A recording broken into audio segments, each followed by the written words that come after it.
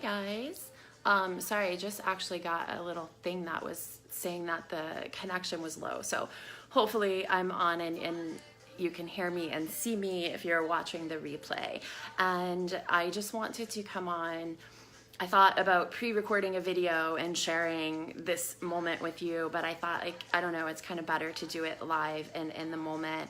I just finished day 90 of my 22-minute 90-day meditation for my level 2 teacher training in South Africa. So it was, hey, meet. It's been a really interesting journey because it's the second time around doing this meditation. The first time around doing this meditation was for 40 days, and that was a required 11-minute meditation for my level 1 teacher training in India.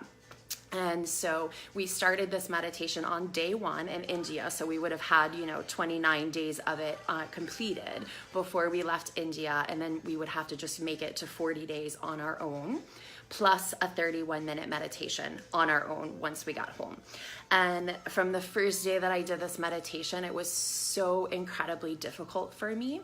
And we got feedback on how to make it a little bit more of a beginner, not holding the breath for so long, not doing so many pumps of the navel. And it was just so difficult. But every day we did it, and the group energy really held the space for it to, it was really, really miserable for me. I'm not gonna lie, I will be completely honest.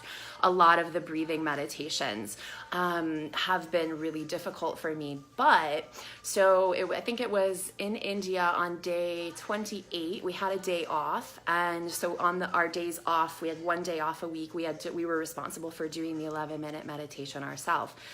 We had went to a concert, and then I left early because I was feeling a little sick. I was feeling not so well. So I thought, okay, well, I'll do my Sodarshan meditation when I get back to the room. I'll take a nap, wake up, and do it. And then I actually fell asleep, and I woke up the next morning, and I was like, fuck, I didn't do it.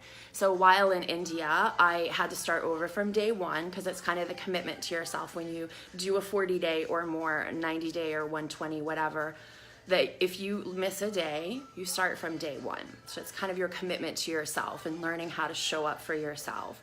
And so I was like, okay, great. So now I have to start from day 1 again with this meditation that is so difficult for me and bringing up so much stuff.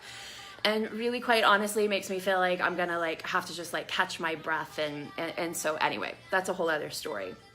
But so then fast forward, I come home, and I don't know, it takes me probably 2 months to even get 3 days of this Kriya. And I did a 1 day of white tantric, which was also required for our teacher training. And so that was done. You basically do 10 hours of meditating with a partner, looking in their eyes, chanting mantra, really, really powerful stuff. It's 30 years of therapy and 10 hours of meditating. It's crazy. So that day we did 4 62-minute meditations, and I think 3 or 4 30 or 31-minute or something like that. It was an insane amount of meditation. But that morning something happened. That next morning when I woke up, I was like, I just accomplished all of that I can go home and I can do this meditation. I can show up no matter how hard it is, no matter what's going on in my life. I know that I can show up. So I did. That day when I got home from the white tantric yoga, I had to do a 31-minute meditation as well. So my 31-minute meditation, I chose a meditation for a calm heart, because it's a very soothing meditation. Then after that, it put me in enough of a calm state that I did Sodarshan Chakra Kriya, and for 11 minutes. So still every day for 40 days, I wasn't able to hold my breath for the full amount of time. It was frustrating. There was so much about it that I felt like I couldn't accomplish correctly. But I still, every day for 40 days, I showed up and did it to the best of my capacity. So at the end of my 40 days, I said, I'm never touching that meditation again. I did my 40 days and that is it. No more Sodarshan Chakra. And so then fast forward a year later, I still was doing different meditations and different 40-day and 90-day meditations every day, but never again was I going to touch Sodarshan. So the way the universe works out, of course, when I go to South Africa, like our 4th day that we're there, my teacher is like, oh, we're doing Sodarshan Chakra Kriya today. And I was like, of course we are. Of course we are. Great. And so we did it. When we did the first round, because you inhale through the left nostril, you block, and then you pump the navel 3 times while you're mentally chanting Waheguru, Waheguru, Waheguru. And you do that 16 pumps, or well, 16 chants. And so basically you're doing like 2 breaths a minute. And we got through the first round, and I was like, wow, I didn't feel like I was gonna die. Oh my God, I could actually do all of them. That was really weird. So kept doing it, and then the meditation was over. And I said, can I ask a question? How long did we just do that meditation for? And she said, my teacher said, oh, we did it for 31 minutes. And I was like, what? Like, I haven't touched that meditation in a year. And to have something that palpable, a meditation that I had a palpable experience from a year before that I did that meditation, and how difficult it was for me, and how I could never drop into it because it was so incredibly challenging on a physical level, to now a year later be sitting in South Africa, and I just did it for 31 minutes straight, and it was a beautiful experience. So the way my mind works, I'm like, okay, so I think maybe I'm gonna do this meditation, because for my level 2, we had to choose a 90-day meditation for at least 11 minutes or more. And so every day the same meditation for 90 days. And I said to my teacher, I don't know if this is a good idea, but I think I wanna do Sodarshan as my 90-day Kriya, but I'm only going to do it for 11 minutes. And she said, I think that's a beautiful idea, but you should do it for 22 minutes. And I was like, okay, all right, I think I'll do it. And so, yeah, today I just completed 90 days of my meditation for 22 minutes, and it was such a beautiful experience having a second time around with this, and then extending it from 40 days to 90 days. And I feel like I was able to have such a deeper transformational experience with it, because it wasn't as physically challenging for me as it was the first time around. So the reason I wanted to come on and share this is because sometimes those things that make us super uncomfortable, or we think like, this is so hard, I don't want to do it, and we don't do it.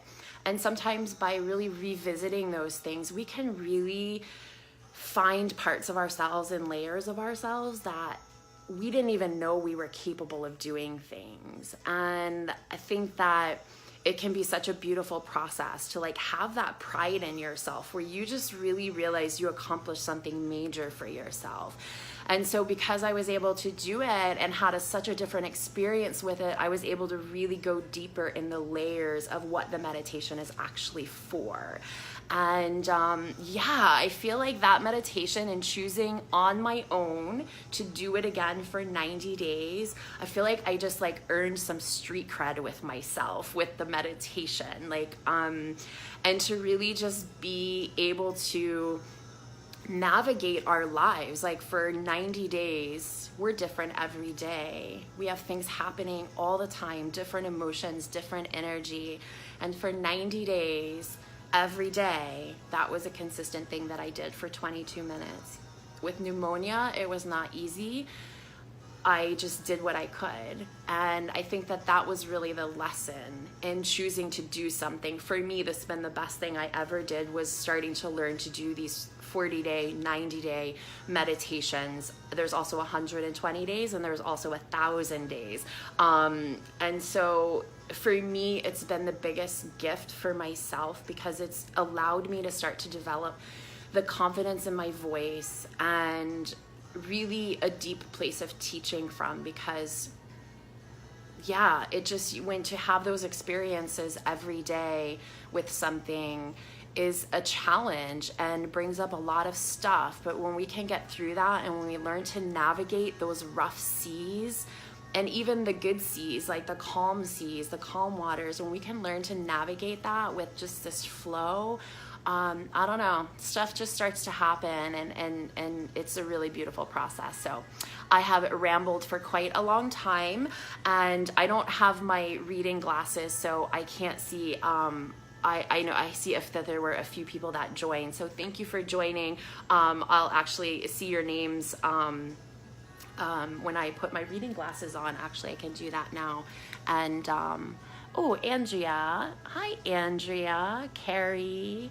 Deanna, Meech, hey guys. So yeah, anyway, and I was inspired that I will be making a video of this meditation for my online studio, but the meditation will actually be more of a beginner meditation, because one of the things that one of my teaching assistants said in India the first day that I did that meditation, I was like, that like made me feel so crazy and I couldn't catch my breath. And he's like, so don't do it for the full 16 pumps. Don't do the full 16 mental chants of the mantra. Just do it for half. Do it for half of that.